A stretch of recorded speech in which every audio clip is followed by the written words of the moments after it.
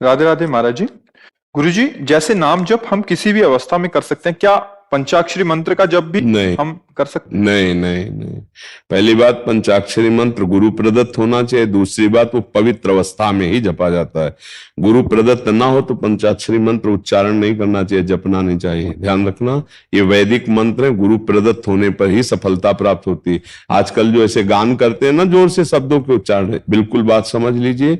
मुख से ऐसे उच्चारण करना मंत्रों का बिल्कुल निषेध है। ये वैदिक मंत्र है, ऐसे नहीं कि आप सुन लिए, जैसे गानों में, फिल्मी गाने में नहीं बजते हैं और वो पूरा मंत्र उच्चारण करते हुए, ये सब नहीं, ये गलत बात है। ये शास्त्र विरुद्ध आचरण, उसी को पाप कहते हैं जो शास्त्र विरुद्ध है। मंत्रों का उच्चारण नहीं होता, ये सब वैदिक मंत्र है, गुरु प्रदत्त। जैसे द्वादशाक्षर मंत्र है, पंचाक्षर मंत्र है, ये गुरु प्रदत्त होते हैं। कान में मंत्र दिया जाता है, कोई सुने ना, और तुम ऐसे उच्चारण करोगे। अपवित्र दशा में नाम जप किया, पर गुरु मंत्र नहीं, गुरु मंत्र को पवित्र दशा में, और ये गुरु प्रदत्त होना चाहिए। मनमानी ऐसे नहीं जपा जाता। कुछ लोग ऐसे ही मुंह से उच्चारण करते रहते हैं, तो कुछ लाभ नहीं और हानि होनी है, क्योंकि वैदिक सिद्धांत के विरुद्ध है। ये जो वैदिक मंत्र है, इनका सिद्धांत से जप किया जाए। नाम जप कभी भी कर सकते हो, नाम कीर्तन किसी भी अवस्था में कर सकते हो, लेकिन मंत्र कीर्तन नहीं किया जाता। मंत्र उपांश या मानसिक ही जपा जाता है, वो भी गुरु प्रदत्त। ऐसे नहीं मनमानी के हमारा जो मनाया सो मंत्र जप रहे, जो मनाया सो मंत्र उच्चारण कर रहे हैं। उसका फल नहीं मिलता क्या महाराज जी? है? उसका क्या विरुद्ध होता है, विरुद्ध होता है। अरे एक जरा सी त्रुटि हो गई तो वृत्तासुर नाम का दैत्य प्रकट हो गया, यज्ञ कर रहे थे, वृत्तासुर को प्रकट कर रहे थे इंद्र को मारने के लिए, और त्रुटि हो गई तो उसका अर्थ बन गया कि इंद्र जिसको मारे। ऐसा जरा सी त्रुटि हो जाने पे तो अर्थ, तो ऐसे वैदिक मंत्रों का ऐसे नहीं। हमको चित्रकूट में एक संत भगवान ने बताया था, जो वैदिक मंत्रों को बिना गुरु के और अपवित्र दशा में उच्चारण करता है, वो कामी, क्रोधी, लोभी हो जाएगा, उसके अंदर विकारों की वृद्धि हो जाएगी।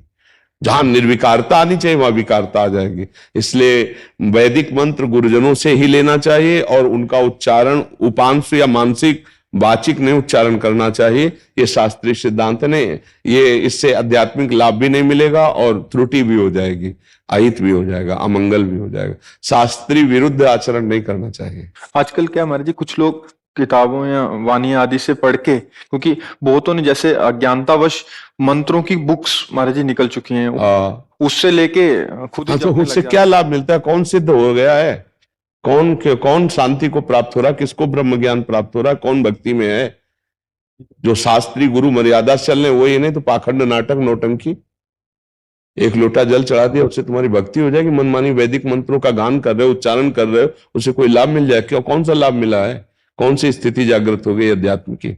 सिद्धांत से चलोगे तो वैदिक सिद्धांत से उसकी उन्नति होगी। ऐसे नहीं होती कि आप पंचाक्षरी मंत्र गान कर रहे हो बिना अधिकार के।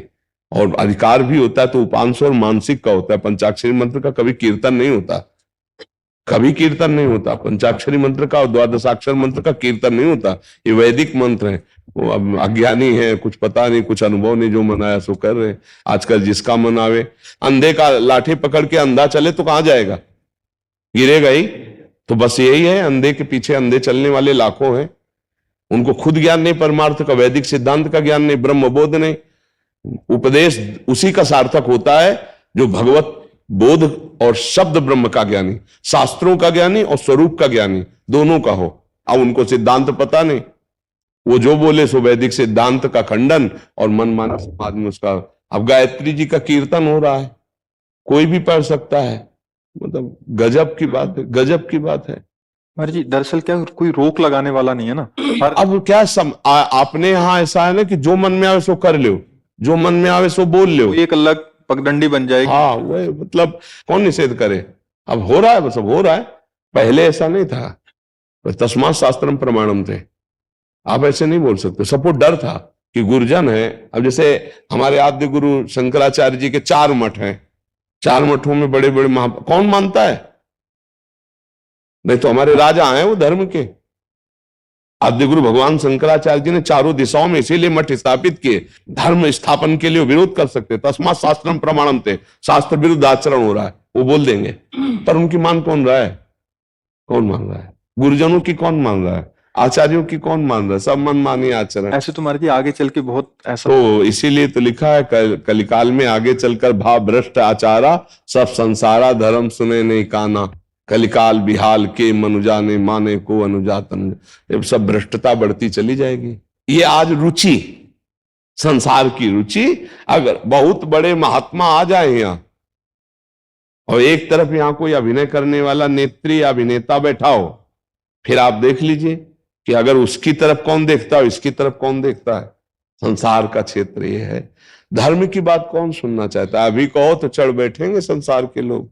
तस्मात् शास्त्रम प्रमाणम ते कार्या कार्यो व्यो। कौन शासन करे, कौन उन पे बोले? ये धर्म का विषय जानना बहुत कठिन है। कोई महात्मा, हम कह तो रहे हैं, चारों शंकराचार्य का एक शब्द भी आप मिस्टेक दिखा देना हमको, हम किसी संप्रदायवाद से बात नहीं करते। चारों मठ में जो बैठे अद्भुत विद्वान और शास्त्र के मर्मज्ञ और शास्त्र प्रमाणित बात बोलेंगे, लेकिन कितने मानने वाले? सनातन धर्म के विपरीत एक शब्द भी नहीं मिलेगा, शास्त्र के विपरीत शब्द नहीं मिलेगा अभी तक जो हमने देखा है। अब आगे भगवान जाने। अभी तक जो आद्य गुरु भगवान शंकराचार्य जी के पद में 4 मठों में बैठे हुए, ऐसा धर्म विरुद्ध नहीं होगा। शास्त्र के सम्मानित तस्मात् शास्त्रम। अब मानो या ना मानो, गुरुजनों की बातें हैं, वो तो बोल रहे नहीं, स्थापित ही इसीलिए किए गए थे पूरे भारत को धर्म के अंतर्गत बांध के रखना। विश्व विजयी आद्य गुरु भगवान शंकराचार्य, कोई बोलने वाला नहीं, सबको परास्त करके अपने सनातन धर्म के नीचे रखा। सब 4 मठ स्थापित चारों कोनों में किए। वो आज कौन मान रहा है? आचार्य परंपरा को, आचार्यों के आदेशों को कोई भाग्यशाली उपासक मानता है? नहीं, आचार्य परंपरा से कौन चल रहा है? मनमानी आचरण, जो मनावे सो बोलो, जो मनावे सो करो। रुपया हो गया, जो मनावे सो करो। आप भगवान हो, आपके सामने कोई टोकने वाला नहीं, कोई रोकने वाला नहीं। जैसा मनावे अर्थ पढ़ दो, जैसा मनावे बात बना दो। सामने वाले बैठे हैं, उनको तो ज्ञान है नहीं, वो भोली श्रद्धा, अंधी श्रद्धा, बस झुके चले जा रहे हैं। शास्त्र का क्या आदेश है, शास्त्र का क्या उपदेश है? तो इसलिए हमें लगता है वैदिक मंत्रों को गुरुजनों से लेकर मानसिक जप पवित्र अवस्था में, उपांशु जप पवित्र अवस्था में, नाम जप कभी भी कहीं भी कैसे भी कीर्तन कर सकते हैं।